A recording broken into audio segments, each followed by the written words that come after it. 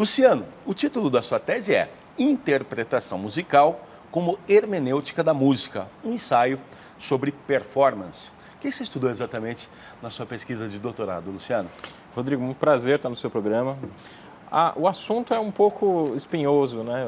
A gente estava conversando um pouco antes da entrada aqui no programa, né? A hermenêutica é um ramo da filosofia que estuda o fenômeno da interpretação de uma maneira geral, né? E para mim sempre foi uma questão, e isso porque eu comecei a dar aula na universidade muito cedo. Então, tocar um instrumento, né, você ter um compositor que você tenha que abordar, não é uma questão simples, né? É uma questão que envolve uma série de tradições, uma série de aprendizados. E a partir do momento que você coloca isso dentro da universidade, você precisa sistematizar, né? Então, é uma questão do que a gente chama de epistemologia da performance, né? Epistemologia da interpretação musical, né? Qual é o fundamento científico, vamos dizer assim, que está em jogo no momento de tocar uma peça, que é uma coisa simples, até se a gente considerar fora do ambiente da universidade, mas na universidade é necessário haver uma sistematização. Eu posso dizer, de alguma maneira, você tenta dar contornos científicos, ou tenta, como você diz, sistematizar, numa área que é a arte, que passa necessariamente por uma carga subjetiva muito grande. Você tenta criar uma maneira de organizar isso para que não fique à mercê do subjetivismo a todo momento? Exatamente. Eu acho que é o grande dilema quando você... Inclusive na minha defesa, a minha defesa foi em abril, no final de abril. Tinha um slide, né, que eu coloquei assim para a plateia que estivesse presente, que tinha assim, 3 setores, né? O conhecimento humano, de uma forma geral, dentro desse conhecimento humano, o conhecimento científico, o conhecimento acadêmico, e a arte ao lado, né, do conhecimento científico. Tudo isso foi reunido na universidade, né, de uma maneira que a gente não... É muito comum haver uma espécie de estupro, né, vamos dizer assim, da ciência pela arte ou da arte pela ciência. Como se os parâmetros que valem para a pesquisa científica tivessem que valer necessariamente para a arte ou vice-versa, né? E isso é uma questão que a gente está sempre tentando resolver, né? Se tem alguma coisa realmente de nova na minha tese, eu não sei se eu poderia dizer assim de maneira tão direta, né? Mas se tem alguma coisa, é trazer a discussão da hermenêutica filosófica para a interpretação musical, né? Se fala muito em hermenêutica da literatura, né?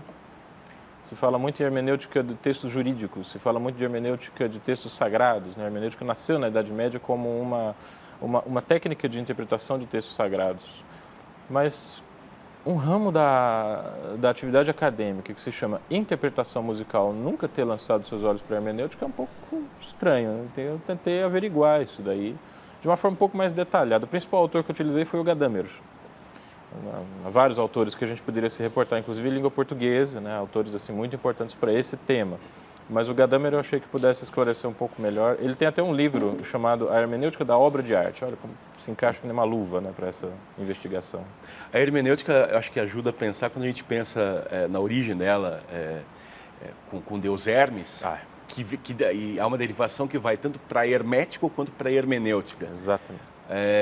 Você faz uma reflexão sobre isso na sua obra, e é interessante, que passa tanto pelo conhecimento fechado ali, como pela tentativa de decifrar ou organizar esse conhecimento, é isso? É interessante isso que você está colocando, porque aquilo que é fechado só pode ser fechado porque um dia foi aberto, né? Então, são 2 faces de uma mesma moeda, né? Aquilo que é de difícil compreensão, que é difícil entendimento, que só pode atingir alguns poucos iniciados, né? Vamos dizer assim, tudo isso existe dessa maneira. É possível pensar em um conhecimento hermético se esse conhecimento pudesse estar aberto para outras pessoas, né? Para os iniciados. Então, o processo de fechar e abrir, ele pertence ao mesmo, vamos dizer assim, ele é do departamento do mesmo Deus, né? O mesmo Hermes. Hermes é o Deus do comércio, também das trocas, né? Ele está relacionado com a possibilidade, ele é o Deus dos ladrões, né? Que é essa coisa assim, quantas histórias nós não temos, né, de músicos que roubaram ideias de outros músicos, né? Assim, Villa-Lobos, que se escondia às vezes em grupos de música popular, que escondiam acordes ou escondiam melodias, ele ia lá, anotava essas melodias e trazia. Mozart, existe referência que Mozart fazia isso também, né, numa época em que o material musical não era exatamente protegido por direito autoral, né, mas ele tinha uma certa restrição de uso. E Hermes é o deus da ladroagem, desse tipo de ladroagem também, né? Quer dizer, é um deus, de certo modo, que esteve ligado à arte. Na mitologia grega, Hermes foi o deus que deu a lira a Apolo. Então, existe uma relação muito profunda entre interpretação, compreensão e arte. Acho que não é exagero dizer que sempre que um filósofo se depara com uma questão da compreensão de uma forma um pouco mais problemática, ele evoca a arte. Isso é verdade para Rousseau, para Kant, e para Gadamer, sem dúvida nenhuma para Gadamer. Tanto que, como eu mencionei, tem um livro inteiro dele que é dedicado à hermenêutica da obra de arte. Quer dizer, a arte sempre foi um problema para a compreensão, para o entendimento. Luciano, você diz algo sobre a hermenêutica aqui no seu trabalho, que eu até separei porque acho que ajuda bastante a gente compreender esse seu caminho, como você se utilizou desse ramo da filosofia. Você diz que hermenêutica é quando abrimos nossas tradições, origens, preconcepções sobre as obras e nossa tarefa diante delas, como objeto de nossa pesquisa, liberando essa estrutura oculta que reside em toda a interpretação para o trabalho de compreensão e a renovação do gesto interpretativo. Você lendo fica muito mais interessante. E ajuda a compreender, sim, né? Sim. Ou seja, é justamente... E você diz uma outra coisa, que a hermenêutica fala tanto da obra quanto do intérprete. Eu queria entender isso. Como assim da obra e do intérprete também? Tá, esse é um ponto interessante. Talvez seja... Esse aspecto que você menciona, talvez seja o que faz... O que faz a hermenêutica ter pertinência para a atividade musical interpretativa, de uma forma, acho que um pouco mais clara. Vou tentar... Talvez isso seja mais claro dizer através de um exemplo. Nós temos uma obra de arte, ela é interpretada pelo sujeito. Quando a gente vai num teatro, quando a gente lê um livro, quando a gente olha para uma escultura, quando a gente vê um quadro, é o próprio espectador da obra de arte que está apreciando aquela obra.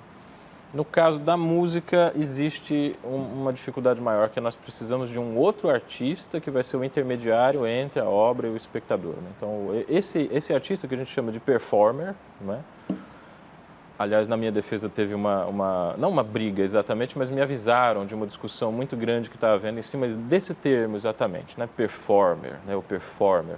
A arte da performance, que para a música é simplesmente a arte da interpretação musical, você pegar um instrumento e tocar. Outras vertentes de acadêmicos muito respeitados colocam o termo performance em consonância com a performance de modo mais geral, a instalação, as intervenções, nas intervenções urbanas, às vezes de artistas plásticos, de artistas do teatro. Então, a performance de uma forma um pouco mais abrangente. Isso não está resolvido, é necessário dizer isso, que é uma questão que ainda está em debate. Nos Estados Unidos, por exemplo, se fala de performance e todo mundo entende isso como interpretação musical.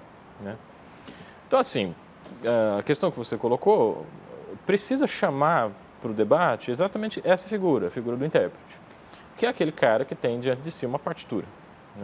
Essa partitura precisa ser decodificada, precisa ser compreendida, e essa compreensão acontece, como toda leitura hermenêutica pressupõe, em cima de 3 pilares principais: a posição, a visão e a concepção prévia. Esses 3 pilares, eles são o verdadeiro objeto de estudo da hermenêutica. Quer dizer, a hermenêutica, você não faz uma leitura hermenêutica de um texto. A leitura hermenêutica é feita sobre a interpretação desse texto. E se toda a interpretação está assentada sobre essa estrutura prévia, essa estrutura tríplice, a visão, posição e concepção prévias, então isso significa que o objeto da hermenêutica é trazer à tona as razões pelas quais essa interpretação se tornou o que ela é. Essa é a hora de exemplificar, talvez. Por favor. Não sei se... Nós peguemos, por exemplo, um caso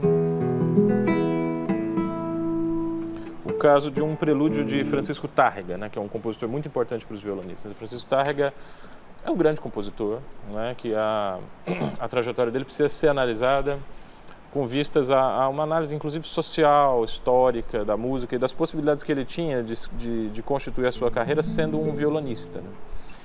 Ele foi contemporâneo de Mahler, de compositores do romantismo tardio, morreu em 1909.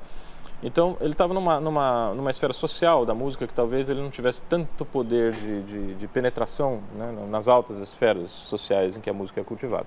Mas, por sorte, as grandes obras da classe alta não são restritas à classe alta, existem alguns vazamentos. E Tárrega é um desses vazamentos. A sua atividade criativa precisa ser observada com base nisso, ele não podia ser um grande experimentador de estilo, mas ele também não estava alheio ao que acontecia no tempo dele. Então ele escreve esse prelúdio, o prelúdio número 2,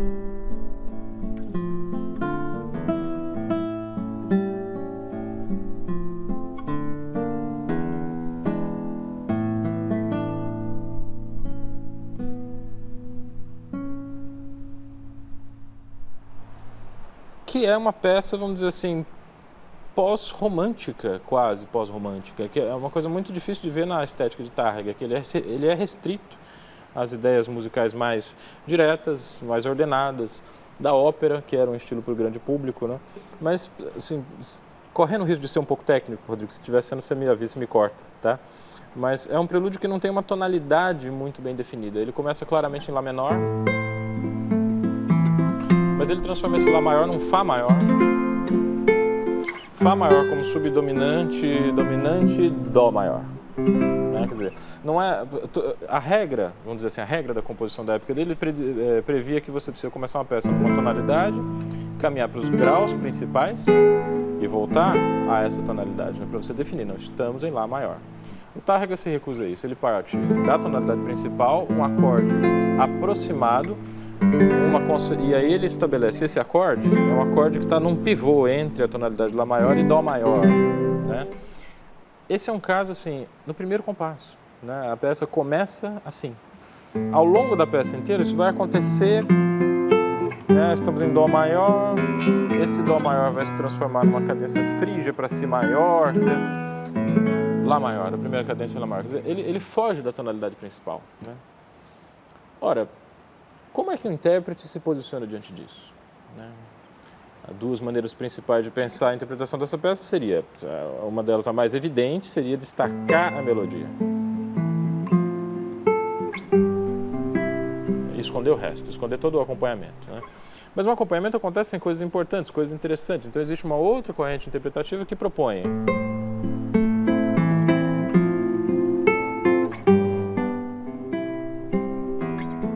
percebe?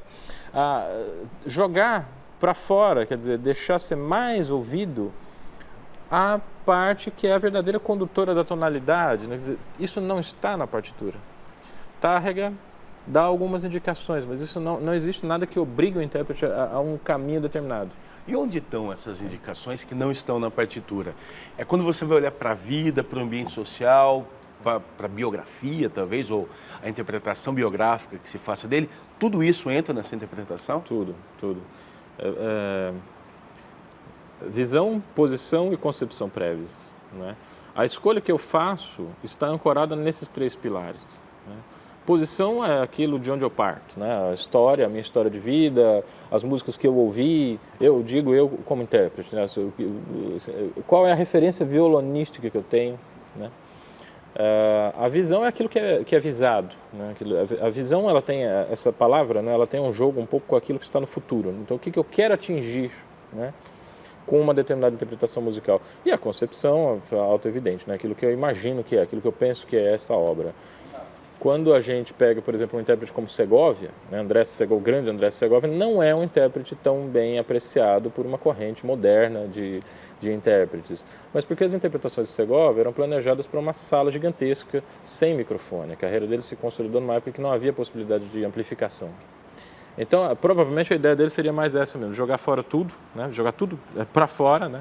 Todo o acompanhamento, tudo que fosse ouvido claramente. Aí quando ele entra na época da gravação high-tech, né? esse som captado por microfones ultrassensíveis se torna um pouco barulhento demais, entende?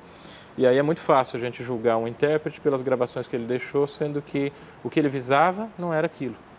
Esse é o objeto de estudo da hermenêutica. Situar o intérprete na história, nos meios que ele tinha, nas possibilidades que ele tinha de construir um diálogo com o compositor. E aí você tem toda a razão. Todo tipo de informação que puder entrar na construção da interpretação vale. O hermeneuta é aquele que abre vamos dizer, essa estrutura interna da interpretação, né? Por exemplo, na literatura tem correntes que olham para a produção literária de maneiras diferentes. Só para citar duas aqui que eu acho que talvez faça um paralelo com a questão musical. Há quem olhe, quem diga enfim, a crítica dialética, por exemplo, ela vai dizer que a forma, não o conteúdo, mas o aspecto formal da obra vai refletir. O Antônio Cândido, por exemplo, falava numa redução formal, vai refletir a questão histórica do momento social. Isso vai transparecer na forma. E há quem diga que a obra, o livro, não representa o mundo, representa um mundo fechado, que tem uma realidade própria, sem conexões diretas que podem ser vistas assim. Na hermenêutica, no estudo que você faz, a gente pode pensar um pouco disso também. Você faz a conexão da obra com as questões históricas, e não olha para a música como um universo hermético, justamente. Você possibilita fazer essas conexões olhando, inclusive, para o intérprete e para a realidade dele social, é isso? Sim, tem que ser, né? Porque estamos numa universidade, né? Esse trabalho é um trabalho acadêmico, né? Eu tive sorte ou azar, né? Não sei, sorte ou azar dos meus alunos, inclusive, né? De ter entrado na carreira acadêmica muito cedo, né? A gente olha para... Eu vou dar uma volta, mas eu estou dentro do seu assunto, tá? Não é um desvio, não. A minha área, ela passou por uma mudança muito grande, né? Eu sou professor substituto de violão na Unesp e sou professor da Uniesp, que é uma instituição particular, né? A maioria dos meus colegas que têm, assim, 20 anos acima de mim, eles tiveram uma carreira internacional muito significativa antes de entrar à universidade. Quer dizer, os primeiros professores universitários eram aqueles que tinham uma carreira muito consolidada. Mas a nossa geração é um pouco diferente. A gente entra na carreira acadêmica pelos processos normais do estudo. Quer dizer, toda a vivência artística acontece com uma preocupação acadêmica. Então, essa questão que você levantou do Antônio Cândido, eu acredito que a hermenêutica se situe num patamar talvez superior, sem querer sobrevalorizar o meu trabalho. Eu imagino que você não é o Antônio Cândido, né? Mas a questão é a seguinte: qual é o pressuposto interpretativo que me permite analisar a obra, ora como um organismo fechado, ora como um ponto em uma tessitura social mais ampla? A questão é, o que eu viso com essa interpretação? Qual é a minha concepção de obra, qual é a minha concepção de arte que eu tenho? Porque não é toda a arte que se encaixa nesse modelo, cada um desses modelos pressupõe formas de arte diferentes. E a minha posição, né? A posição do intérprete precisa ser aberta, né? Acho que ela precisa ser colocada, precisa ser questionada. Nós não temos um monopólio da verdade, né? E talvez no mercado das artes, é bom se vender como o maioral, não é bom se vender como o único, como o melhor. Na universidade isso pega um pouco mal, né? Na universidade a gente tem essa humildade de reconhecer que a nossa interpretação é uma interpretação, então é necessário expor as bases dessa interpretação, para que elas sejam discutidas e aperfeiçoadas. Luciano, você diz no seu trabalho que você não consegue estabelecer uma metodologia. Sim. Apesar de ter uma sistematização. Queria entender isso. Por que não da metodologia? Por que ela não funcionaria? Porque isso foi discutido também na minha defesa. Desculpa falar da defesa, mas é como aconteceu há pouco tempo, acho que a gente tem as coisas estão na cabeça, né? Foi questionado muito, isso para quem tiver interesse em ler o trabalho, né, foi questionado uma certa redução da ciência. Porque a ciência também não é essa coisa fechada, né, que se propõe postulados de verdade, ela também não é isso. Ela também está aberta a reconsiderações, a reavaliações. Mas o objeto é diferente. O objeto da ciência é tratado de uma maneira diferente. Uma metodologia que a gente usa, por exemplo, para trabalhar com um prelúdio como esse de Tárrega, não vale para outro prelúdio de Tárrega. Você não precisa fazer uma viagem transtemporal, transestilística, para perceber que a metodologia já não é mais suficiente. A metodologia hermenêutica é reconstruir a própria metodologia. E aí a metodologia que eu tento tratar, acho que está dito isso no capítulo 5, né? Uma proposta metodológica que tem como objetivo exemplificar um procedimento de relacionamento com o material. Né? Material, uma obra tonal pós-romântica, uma obra dodecafônica, uma obra clássica tradicional, uma peça renascentista. Todas essas peças, elas pressupõem metodologias completamente diferentes. Então é muito complicado, né? O artista, ele é um criador de métodos, vamos dizer assim. Não há um método que ele possa tomar como pressuposto que garanta a interpretação. Aliás, muita gente confunde hermenêutica com isso. Eu lembro que durante o meu doutorado eu conversei com algumas pessoas que falavam: você vai estudar hermenêutica? Hermenêutica é a técnica de chegar à verdade. Não é isso. A hermenêutica é a técnica de você expor o caminho através do qual você chegou a um postulado que pode ser considerado em um determinado momento e sob determinadas circunstâncias verdade. Mas o foco principal da hermenêutica não é buscar a verdade, é buscar. É no caminho que a hermenêutica se situa, né? O objetivo final às vezes não é tão importante assim, né? Mas o processo é o que conta mais. E por que você escolheu escrever a sua tese em forma de ensaio? Teve também, enfim, isso foi uma reflexão, imagino que te custou muito, enfim, como foi tomada essa decisão e por que ela foi escolhida? Foi um processo tenso e dramático, vamos dizer assim, porque exatamente por causa desse problema eu não conseguia aceitar uma metodologia, porque existem metodologias. Assim, do jeito que eu estou falando, parece que a área da arte na academia, na área da música na academia, ela é completamente desestruturada, não é assim. Mas essas estruturas, às vezes, pelo menos do meu ponto de vista, o que eu pude alcançar até o momento, elas serviam a pressupostos sociológicos ou historiográficos, ou diretamente performáticos, né? Quer dizer, você pegar uma peça, isso inclusive está em alguns dos meus projetos do doutorado que eu escrevi, que depois foi abandonado completamente, né? O objetivo desse estudo é gravar as obras que Sérgio Abreu transcreveu, por exemplo. Sérgio Abreu, que é as orelhas dos violonistas ficam em pé quando a gente fala em Sérgio Abreu, né? Um grande violonista que abandonou sua carreira em 1980, mas que as gravações continuam tendo o que dizer para nós até hoje. Eu não me sentia muito satisfeito com esse processo, primeiro porque para mim me parecia uma coisa artística demais, né? Uma coisa assim muito voltada para a produção artística em si.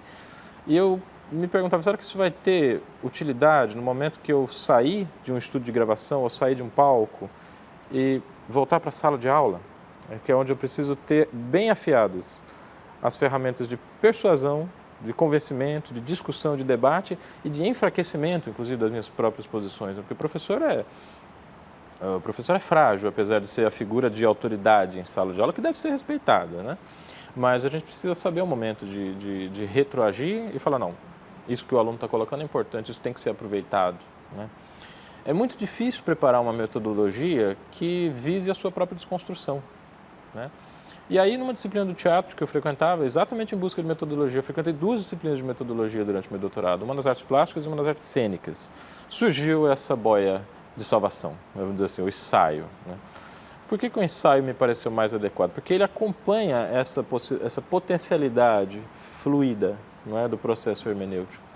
A hermenêutica precisa de uma metodologia, mas ela não pode se prender a essa metodologia. E o ensaio, ele pressupõe algumas liberdades, não é? Ele é não sei, inclusive, se o estilo está completamente adequado no texto, mas a intenção é fornecer um escopo de reflexão, fornecer um cabedal teórico que possa servir para a montagem de uma metodologia da interpretação, sem que esse cabedal seja apresentado como uma cartilha, né? Veja, então a interpretação se desenvolve através de tais e tais e tais etapas, apesar de que tem aí uma proposta de uma sequência de etapas para a montagem de uma interpretação. Mas a ideia do ensaio seria ter liberdade para discutir essa própria metodologia e apresentar os seus pontos mais fracos. Luciano, para o jovem estudante de música que quer seguir a carreira acadêmica e que talvez te ouvindo fique um tanto seguro a partir do momento que a sua tese propõe uma sistematização, mas que, por se questionar o tempo todo, também não dá uma segurança, em muitos momentos, deixa o estudante ali um pouco por conta própria no desafio da reflexão. Para ele entender como você seguiu por esse trabalho, você usou estudos de caso para poder construir o que eu vou chamar de uma metodologia, enfim, aplicar as questões hermenêuticas, é isso? Quem você estudou e como você fez isso? Tá. O meu mestrado foi feito sobre Sérgio Abreu. Então, o violão que eu tenho foi construído por Sérgio Abreu. Né? Atualmente eu estou utilizando um violão diferente exatamente por causa dessa minha busca pela interpretação e pelas potencialidades interpretativas que os materiais oferecem. Né? É um violão construído por Wolf Schmidt, é um luthier daqui de São Paulo mesmo, em maple, onde normalmente é utilizado o jacarandá. É uma réplica da leona, né, que é um outro instrumento que os violonistas levantam as orelhas quando ouvem falar desse instrumento. Né? O que significa isso? Significa que o instrumento que foi utilizado no século XIX, e essa é a ideia desse violão, ele nos dá outras possibilidades interpretativas. Eu fui percebendo ao longo do meu caminho que o que Sérgio Abreu fez como intérprete estava profundamente vinculado ao instrumento musical dele. Um Hauser, né, um instrumento construído pelo alemão Hauser, a partir das experiências de Torres. Então a ideia de trazer esse instrumento é transformar essa especulação em uma materialidade. Né? Torres, que som é esse? Né? Para os quais essas obras foram compostas. Torres compôs o violão de Tárrega, vamos dizer assim. Né? Foi o artista que deu a Tárrega o violão onde ele compôs essas obras. Né? Então, falando dos estudos de caso, né? Entra Sérgio Abreu, entra Domenico Scarlatti, que é um compositor que Sérgio Abreu fez uma transcrição, e essa transcrição é analisada. Julian Bream e John Williams, que são violonistas que foram homenageados no último Festival Léo Brauer, e aqui eu quero agradecer publicamente, não é, a Univesp por ter feito a gravação desse festival, e muito do que está no doutorado foi extraído desse festival. Né? Então, são alguns estudos de caso que estão na internet, que estão no YouTube. Tem um DVD que acompanha a tese, né, que foram todos os vídeos extraídos do YouTube. O leitor ele pode ele mesmo conferir se aquilo que eu estou dizendo na tese tem sentido, até que ponto tem sentido, ou se ele vê outras coisas. Né? Esses estudos de caso eles visam a isso. É mais uma questão de abrir a reflexão e a especulação que eu faço do que propriamente provar um caminho interpretativo. Eu fiquei curioso, quem for ler a sua tese vai perceber que tem um trabalho filosófico de reflexão bastante profundo, bastante bem organizado, que certamente te tomou muito tempo de reflexão, na confecção, escrevendo a tese. E como você é músico também, professor, eu fico imaginando se o trabalho do músico acaba prejudicado nesse período longo do doutorado, uma vez que você... A gente sabe que o músico é obrigado a ter uma dedicação ao instrumento realmente de longas horas por dia, mas enfim, que o dia tem 24 horas somente. O trabalho do músico acabou um pouco prejudicado, sobreposto pelo trabalho de filósofo, talvez? Sim. Sim e não, né? Porque, vamos pensar, hoje o meu estudo é muito mais consciente, eu acredito. Né? Eu me lembro muito bem da época que eu tinha o violão como assim, a primeira e única coisa da minha vida. Né?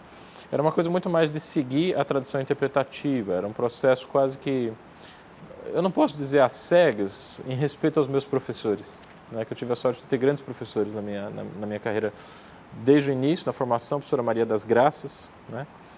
A professora Altamiro Fonseca, a professora Delton Gleden. Né? Então, não dá para dizer que essas pessoas orientam os alunos assim a um terreno cego. Né? Mas, enfim, o Delton Gleden é um papa da nossa profissão e eu sou um beato. Né? Vamos dizer assim, eu sou uma pessoa que faz ali o seu jejum diário, né? E procura ali resolver as questões da interpretação da maneira mais honesta, mais clara, mais franca possível. Mas essa contingência na verdade, não é nem o caso do filósofo e músico. Professor e músico já é uma divisão bastante violenta, eu acho, bastante drástica. Nas universidades está em discussão também, né? Você chama para dar aula numa universidade um grande intérprete e esse intérprete não tem mais o seu trabalho como intérprete reconhecido dentro da instituição. Ele passa a se tornar uma espécie de burocrata de secretaria e ele tem que fazer uma série de requisições e pedidos e papéis e não toca mais. Né? Quer dizer, o motivo pelo qual ele entrou deixa de ser reconhecido dentro da universidade. Eu tenho um certo orgulho de dizer que eu participei do processo de tentar tornar essa discussão um pouco mais madura. Né? Quando eu vejo, por exemplo, a trajetória acadêmica do professor Adelton Gloeden, né? O Adelton ele reflete isso. Né? Ele é um músico de primeiríssima grandeza, né? Que tem muito o que dizer, mas a questão da sistematização do que ele tem que dizer é que é um processo que precisa ser pensado, sempre precisa ser revisto. Hoje a universidade aceita melhor, eu acredito, intérpretes dessa estatura, exatamente por causa do trabalho de muitos colegas meus. Imagina, quando você falou da questão do intérprete ser deixado sozinho nas suas escolhas, né? Isso me veio imediatamente à cabeça. Quer dizer, sozinho, mas o intérprete nunca está sozinho, né? O trabalho da interpretação ele é sempre uma coletividade, né? Que seja a relação sua com o professor, mas sempre há um outro, né? E esse outro é considerado no trabalho, né? A gente está sempre buscando por esse outro, buscando esse olhar do outro, buscando essa fusão de horizontes, para usar uma expressão tipicamente gadameriana, né? do filósofo que embasa a tese. A gente sempre procura essa fusão de horizontes, né? que nos permita caminhar um pouco além do que a gente é. Né? A hermenêutica é aquilo que mostra para a gente como as coisas podem ser, não como elas são. Luciano, eu queria te agradecer, enfim, vou te fazer um pedido, se não der, não tiver nada preparado, fique completamente à vontade para dizer não, claro. Mas ficaria, enfim, acho que seria muito bonito e emocionante se a gente terminasse, enfim, você tocando alguma coisa. Seria um prazer. Então, enfim, fica à vontade e eu aqui já aproveito para te agradecer pela gentileza e pela entrevista. Muito obrigado. Muito obrigado, Rodrigo. Foi um prazer estar aqui com você essa manhã. Bom, então acho que eu vou terminar, aproveitando que é um instrumento histórico, né, finalizar com uma sarabanda de Ludovico Roncalli, que é um compositor do período barroco.